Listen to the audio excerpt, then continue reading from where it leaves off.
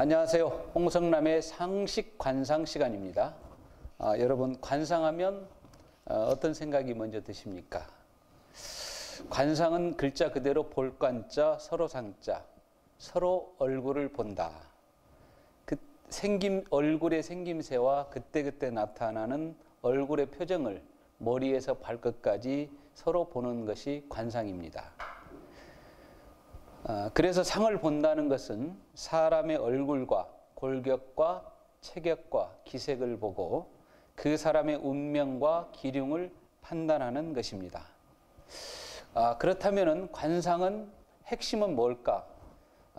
먼저 나를 알고 그 다음에 상대를 알아서 나와 상대의 관계가 상생으로 갈 것이냐 아니면 상극으로 갈 것이냐를 견인해 주는 것이 관상입니다. 관상의 결론은 축일피흉과 지인택술입니다. 기람을 쫓고 흉함은 피하며 사람을 적재적소에 쓰는 것입니다. 관상하면 사람들이 흔히 미신의 한 부분이 아닌가 이렇게 생각을 합니다. 근데 결코 그렇지가 않습니다. 관상은 4,500년의 역사를 갖고 있습니다. 관상은 우리가 여러 사람의 얼굴을 보고 여러 사람의 머리에서 발끝까지 체격을 보고 얼굴의 색깔을 보고 그것을 종합해서 통계를 낸 통계학이면서 융합학이기도 합니다. 관상을 미신으로 치부하는 것은 이러한 오랜 역사와 통계학적인 바탕을 통해서 발전되어 온 관상학을 모르는 가운데 이야기하는 것입니다. 옛날 선비들은 물리를 아는데 관상학에서 큰 도움을 받았습니다. 일례로 여러분들이 잘 알고 있는 항일의 선비였던 최익현 선생님의 경우는 그분이 정리해 놓은 관상책을 보면은 상당히 관상학에 밝았던 것을 알 수가 있습니다. 옛날 영웅 호걸이나 유인들은 상을 볼 줄 알았습니다. 현대사에서도 큰 일을 도모하려는 정치인이나 대기업 경영자, 재벌 총수들은 유능한 인재를 발굴하기 위해 관상법을 활용해서 인사관리에 활용하고 있습니다. 흔히 관상 전문가들이 언론의 요구에 의해서 관상을 점술의 한 유행인 것으로 인식하도록 소개하는 경우가 많습니다. 이것은 상당히 안타까운 일입니다. 포커스 TV에서 관상을 압축 정리해서 수십 회에 걸쳐 알려드리고자 합니다. 앞으로 관상학을 아는데 조금이라도 도움이 되었으면 합니다. 첫 강의는 관상의 개요에 대해서부터 말씀을 드리도록 하겠습니다. 관상, 통계학, 쌍방통행, 제가 이렇게 정의를 해봤습니다. 관상은 통계학을 바탕으로 해서 생겨난 학문이고 이거는 나 혼자만 보는 게 아니라 상대도 나를 보고 나도 상대를 보는 서로가 보는 관점에서 쌍방통행이다. 이렇게 정의를 했습니다. 또 여러분들이 가장 먼저 관상하면 떠오르는 말이 많이 들었던 말 중에 관상 불여심상이다. 만상이 불여심상이다. 이런 말은 귀에 익도록 많이 들었을 것입니다. 이 말은 관상은 마음상만 못하다. 이런 말. 그 다음에 많이 들었던 말이 사주 불여 관상이면 관상 불여심상이다. 이런 이야기도 많이 들었을 겁니다. 이 말씀은 사주가 아무리 좋아도 관상만 못하고 관상이 아무리 좋아도 심상 좋은 것에 미치지 못한다. 이런 이야기입니다. 결국 이 두 가지 말은 관상보다는 마음이 중요하다라는 이야기를 강조하는 대표적인 말이 되겠습니다. 관상 공부를 하는 데 있어서는 무엇보다도 음양오행이라고 하는 그 부분을 먼저 잘 정리하고 숙지를 하면서 시작을 해야 될 겁니다. 음양오행에 대해서 제가 도표로 잘 정리를 해서 놓은 게 있습니다. 그거를 화면에 올려드리도록 하겠습니다. 그럼 관상을 공부하는데 어떤 것이 필요할까? 물론 기본적으로 관상을 잘 설명해 놓은 또 알기 쉽도록 정리해 놓은 관상학 부분에 대한 책이 필요할 것이고, 그리고 그 책을 읽어보고 또 선생님으로부터 지도를 받으면서 자기 얼굴을 스스로 볼 수 있는 손거울 같은 게 기본적으로 준비가 되어 있을 것 같습니다. 저 같은 경우는 이런 손거울을 좀 하나 준비를 해서 쭉 공부를 하면서부터 지금까지 보고 있습니다. 손거울이 꼭 좋을 것은 없지만은 그래도 자기 얼굴을 보는 것이기 때문에 자기 마음에 들고 편안함을 느낄 수 있는 거울을 하나 준비를 하시면 좋겠습니다. 관상하면 사람들이 얼굴을 먼저 생각하게 되는데요. 저기에 지금 관상 얼굴 부위를 보게 되면 얼굴이 135부위의 명칭이 있습니다. 그리고 그 명칭마다 나이에 따라서 그 운세가 가장 강하게 적용하는 때가 있는데요.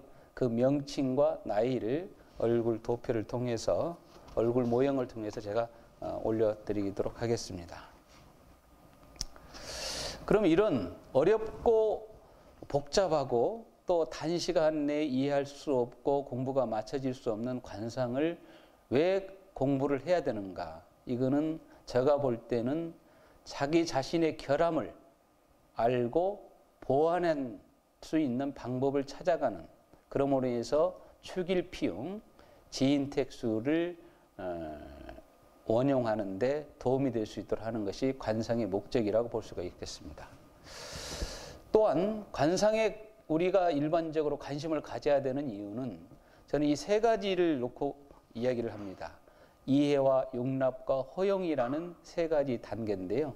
우리가 사람과의 관계에서 저 일은, 저 사람은 이해할 수 없다, 이런 이야기를 많이 합니다. 그렇지만은 그 부분을 좀 더 깊이 들어가서 내 입장으로 끌고 들어와서 생각하면 결코 세상에서는 이해 못할 것은 없을 겁니다. 그럼 이해 다음에는 어떤 문제에 부딪히냐면 그 이해를 통해서 그 상대방의 생각과 상대방의 행동을 내가 용납할 수 있느냐, 이 부분이 두 번째 단계라고 봅니다. 만약에 그 부분을 내가 받아들이는 용납의 단계가 이루어진다 그러면 그 다음은 그것을 즐거이 바라보고 그 사람을 충분히 이해해주는 허용의 단계가 세 번째 단계라고 봅니다. 그래서 관상에 관심을 갖는 이유는 이해와 용납과 허용이라고 볼 수가 있겠습니다. 다시 말씀드리면 모두에도 말씀드렸습니다마는 관상보다는 심상이 먼저다, 이렇게 사람들이 이야기를 합니다. 결국 심상이 가장 좋은 부분인데 과연 심상이 뭔가, 또 심상을 어떻게 이뤄내야 될 것인가, 여기에 대해서는 사람들이 명확하게 제시를 하지 않습니다. 물론 여러 가지 종교활동이라든가 마음 공부라든가 이런 것들이 심상으로 가는 하나의 방법일 수 있겠습니다만은 관상 또한 그 심상으로 가는 디딤돌이 하나가 아니겠는가, 이렇게 생각을 합니다. 그리고 제가 이제 올려드리는 자료에 보면은 그레이스 리라고 하는 여자분의 사진을 올려드렸는데요. 이분이 이제 인터넷 자료를 찾아보면 과거 우리 한국 사람으로서 필리핀에 일찍이 가서 거기서 성장을 하고 필리핀의 어떤 유명 정치인과 또 나름의 어떤 사귐이 있었다 해서 우리나라에서 화제가 됐고, 또 우리나라에서도 방송인으로서 활동한 경력도 있습니다. 이분의 상을 보니까 참 좋은 모습이 있어서 사진을 세 컷을 가져왔습니다. 그래서 사진상으로 상을 볼 때는 적어도 정면, 측면, 또 움직이는 모습, 이 세 가지를 동시에 보게 되면 조금이라도 도움이 되겠습니다. 물론 관상은 사진보다는 실물을 보는 것이 가장 정확하고 기본으로 해야 될 것입니다. 관상 공부를 하는 데 있어서 가장 넘기 어렵고 힘들고 이해가 쉽지 않은 부분이 기존에 알고 있는 관상에 대한 인식. 혹시 관상이 미신이 아닌가, 점을 보는 점술의 하나가 아닌가, 이런 어떤 생각들일 것입니다. 근데 이거는 결코 아니라고 하는 것을 제가 좀 설명을 드리고 싶은데요. 이걸 어떻게 설명을 하면은 그 부분을 잘 이해할 수 있을까 고민을 해보니까 역사적인 도표를 가지고 설명하면은 좀 도움이 되겠다 싶어서 제가 중국, 한국, 서양 어떤 관상학에 대한 관련된 부분을 역사적인 연도표를 가지고 설명을 쭉 정리를 해봤습니다. 이 정리한 부분도 올려드릴 테니까 차분하게 한번 참고를 해보시면 좋겠고요. 특히 이 부분에서는 중국과 한국 부분은 여러분들이 좀 아실 수 있으니까 서양에서 그러면 관상이 어떻게 발달되어 왔는가, 이 부분에서 조금 간단하게 한두 부분만 좀 짚어보겠습니다. BC 3100년경 메소포타미아 기록의 문서 등장에서 보면은요, 메소포타미아 문명계는 관상에 대한 생각은 운명론적이었습니다. 기원전 2000년 전의 관상학 서판에 삐뚤어진 얼굴에 오른쪽 눈이 튀어나와 있다면 그는 고향에서 멀리 떨어진 곳에서 개떼에 잡아먹힐 운명이다. 이런 글귀가 적힌 서판이 발견됐습니다. 또 여러분들이 잘 알다시피 피타고라스 정리의 그 학자는 이렇게 관상을 얘기를 했습니다. 피타고라스 친구를 사귀거나 제자를 뽑을 때는 관상을 보고 결정을 했습니다. 그리고 이제 여러분들이 의학의 아버지라고 하는 히포크라테스, 이 부분도 잘 아실 겁니다만은, 히포크라테스는 관상학을 의술에 적용했던 사례가 있습니다. 뭐뭐 건강 상태가 얼굴 등 신체에 나타나고 신체 형태에 따라 질병이 온다는 것을 밝혔습니다. 히포크라테스는 아리스토텔레스와 함께 고대 서양 관상학의 2대 인물로 기록되고 있습니다. 그 아리스토텔레스 이후에 플라톤은 이렇게 관상을 이야기했습니다. 사자형의 인간은 도량이 크고 용감하다는 말로 동물과 비교하여 설명을 했습니다.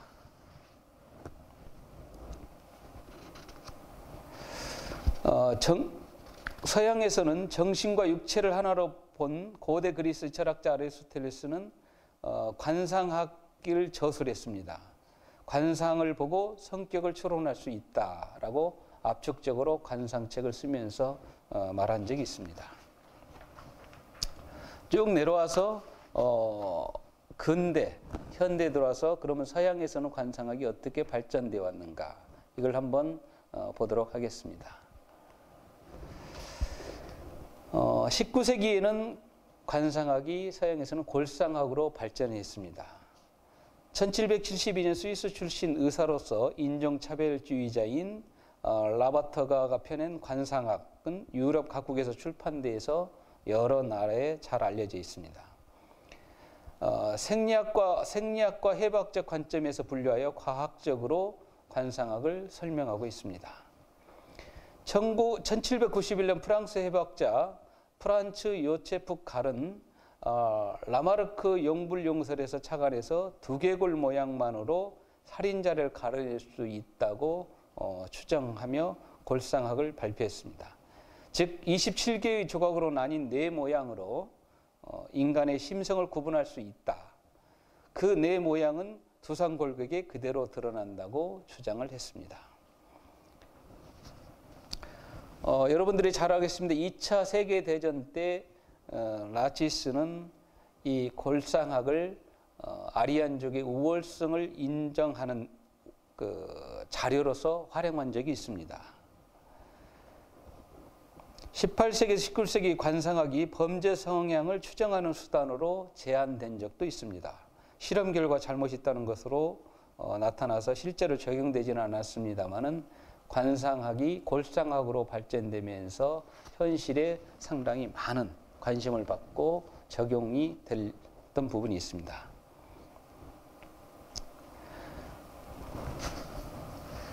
지금도 서양에서 관상학은 차별과 지배의 정당한 수단으로 활용이 되면서 미국, 캐나다 등 대중 잡지의 점과 관상, 손금 등에 관한 기사가 많이 등장하고 광고 또한 많이 활용되고 있습니다. 결론적으로 관상학이 이런 역사를 통해서 보면 관상학이 대중적으로 보급되기까지는 2500년이라는 긴 세월이 필요했습니다. 그동안 관상학은 학자들이 학문적 입장에서 연구하고 체계를 세워왔습니다. 그렇기 때문에 그 어떤 학문보다 오랜 역사를 가졌다고 볼 수가 있습니다.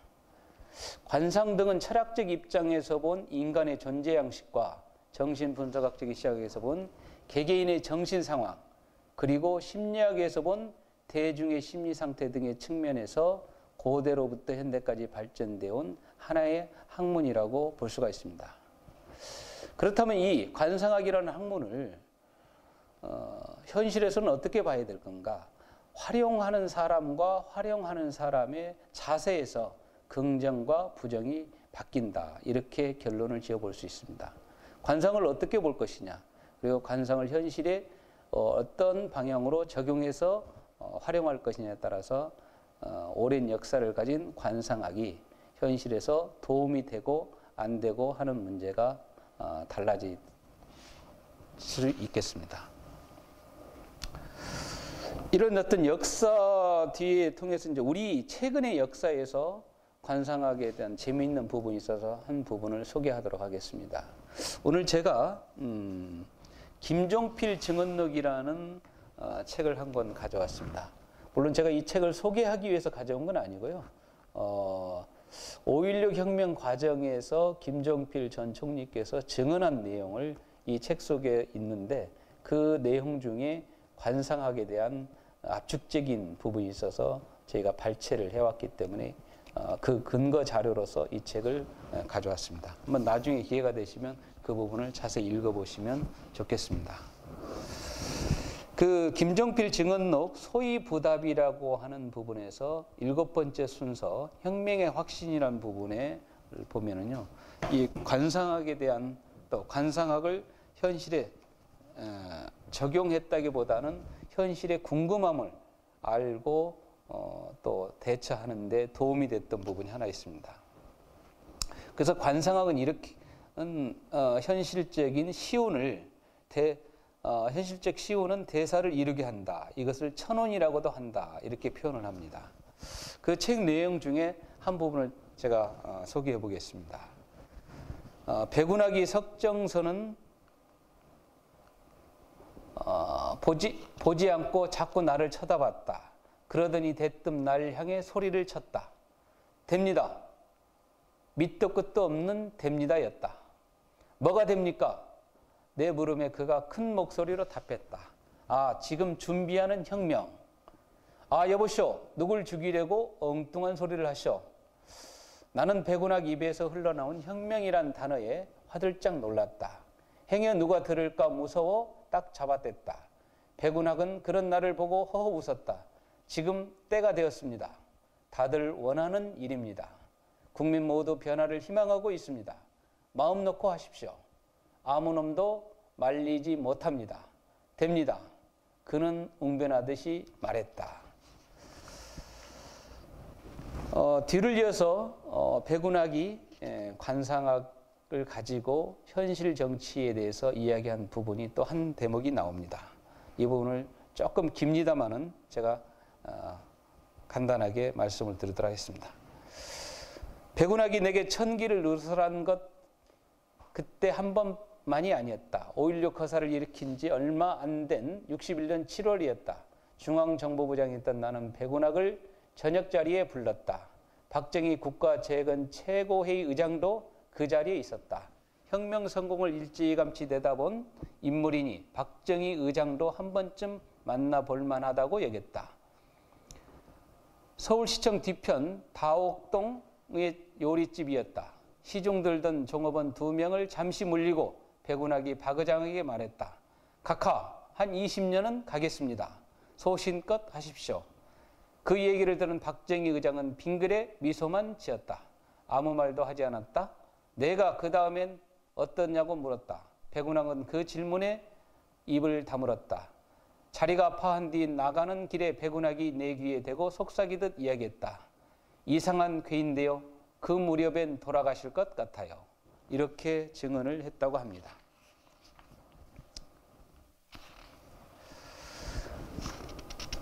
전설적인 관상대각 백운학에 대해서는 명리학자이면서 여러 가지 칼럼을 통해서 우리에게 익숙한 조명은 선생님께서 쓴 글이 있습니다. 그 글은 참고로 올려드리도록 하겠습니다.